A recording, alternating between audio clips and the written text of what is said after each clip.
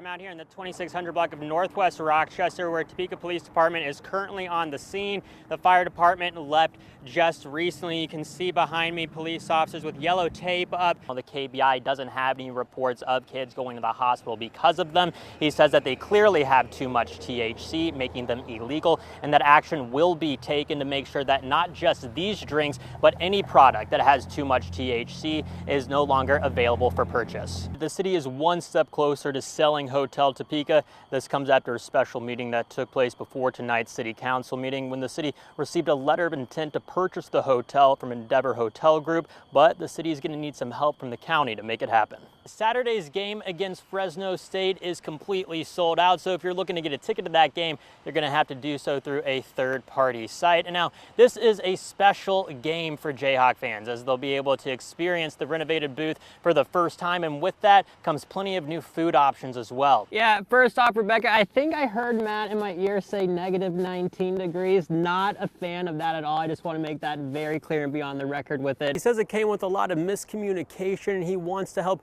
clean up that confusion between all the ice followed by snow that we did endure. The city crews were left with quite the challenge when it came to clearing up these roads. You know, from my personal experience, it was surely one of the busier days that I've seen here at West Ridge Mall. Now, did the rain have anything to do with that? Who's to say? But nonetheless, businesses were thrilled to see people enjoying their Memorial Day here at the mall. 27 News reporter Jacob Kaufman joining us live from Southwest Topeka to tell us about the drinks drawing fans and controversy. Jake.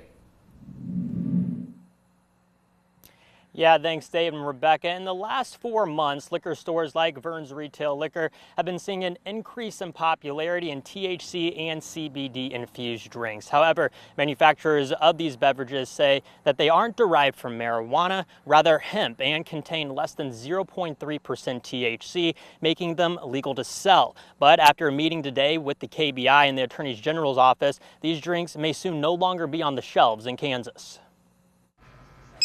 The 2018 Farm Bill changed the definition of marijuana, which no longer includes hemp with less than 0.3% THC.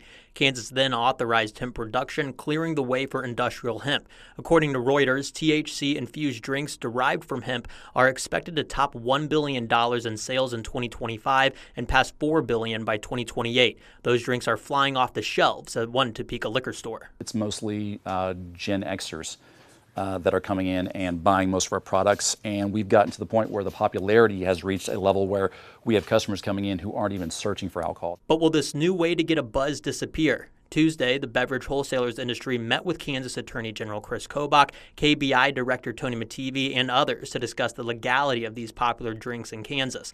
According to KBI Director Tony Mattivi, today's communication was a positive first step because it provided clarity and notice that these products are illegal, saying in part, most, if not all, these beverages are illegal. They are only legal if they are hemp-derived and contain less than 0.3% THC. This is a very narrow category of beverages, and the burden is on the retailer to make certain the product is legal if it's on their shelves. Would be unfortunate because we never want to bring in something that we think that consumers are actually looking for and then all of a sudden tell them, I'm sorry, they're not going to be an option anymore, and not just at our store, but you can't find them anywhere else. So what comes next? Mattivi tells me that the problem with these drinks is the unlawful substance that is in the beverage, and that the KBI will be taking measures to make sure that these drinks are no longer sold in the state of Kansas. Working for you live in Southwest Topeka, Jacob Kaufman, 27 News. All right, Jake, thank you so much for that live report. State officials denying a satanic group permission to hold another gathering at the Kansas Capitol. It comes months after the first protest turned violent. 27 News reporter Jacob Kaufman joins us live from outside the state capitol to tell us what the group is looking to do next. Jake? Yeah, thank you, David. Back in March, the Satanic Grotto had their Black Mass protest right here at the state capitol, but things quickly took a turn when the group's founder, Michael Stewart, was tackled and arrested inside of the State House. Now, months later, like many other groups do, they're looking to have another gathering, but this one was denied. I acknowledge and confess my bad. What you're seeing is video from the Satanic Grotto's last protest at the Capitol, when founder Matthew Stewart was tackled to the ground and arrested by law enforcement after the demonstration turned violent. It came after the group was told not to enter the building. Now, months later, the group attempted to gain a permit for a witching hour protest. If granted permission, it would have taken place in the nighttime hours at the State House on August 2nd, but the state refused to sign off. We were hoping to gather all minority religions and cultures and ideas in the state of Kansas together under one umbrella for the night to network, to grow connections with each other, and most importantly, really make a connection with this building. According to a press release from the Kansas Secretary of Administration, the group was denied access due to safety concerns about having a protest at night, stating a concern that not enough Kansas Highway Patrol resources would be available, not to mention the group violating their previous permit when they created a safety risk. Despite this, Stewart says that they won't give up. We're going to continue to pursue after this, even if this time we aren't going to step up to the base to be put in jail or risk other communities to be put in jail on our behalf. That is not what we want. So we'll keep fighting for this until we can reasonably say there's nowhere else to take it.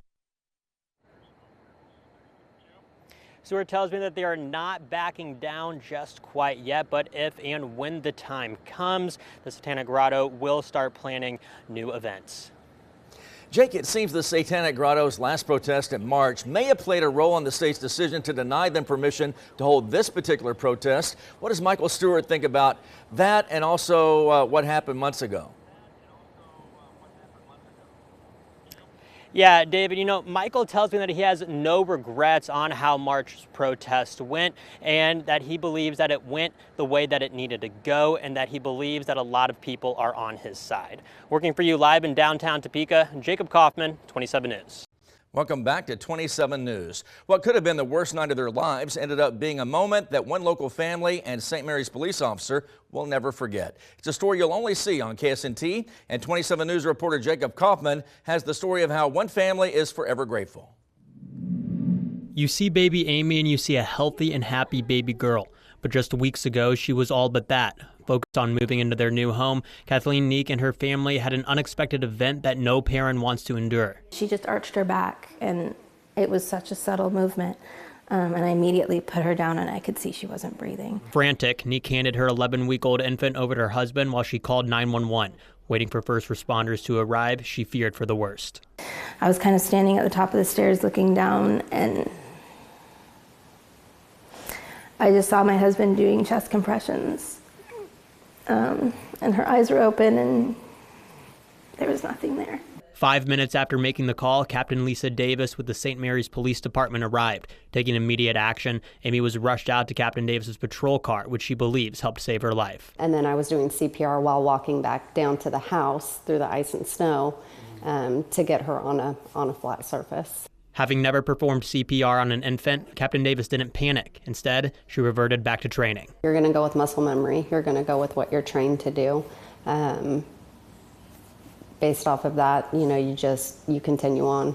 After performing CPR for almost 9 minutes, baby Amy was transported to Stormont Vale Hospital in Topeka for treatment. That's where they found out that she had RSV and OG coronavirus. While it was touch and go at first, come day 3, Amy started getting better. Although she's thankful for the doctor's help, Neek says that it's Captain Davis that she'll never forget. I will forever be grateful to Lisa, forever, for the rest of my life. And Lisa will always be a part of this little girl's life.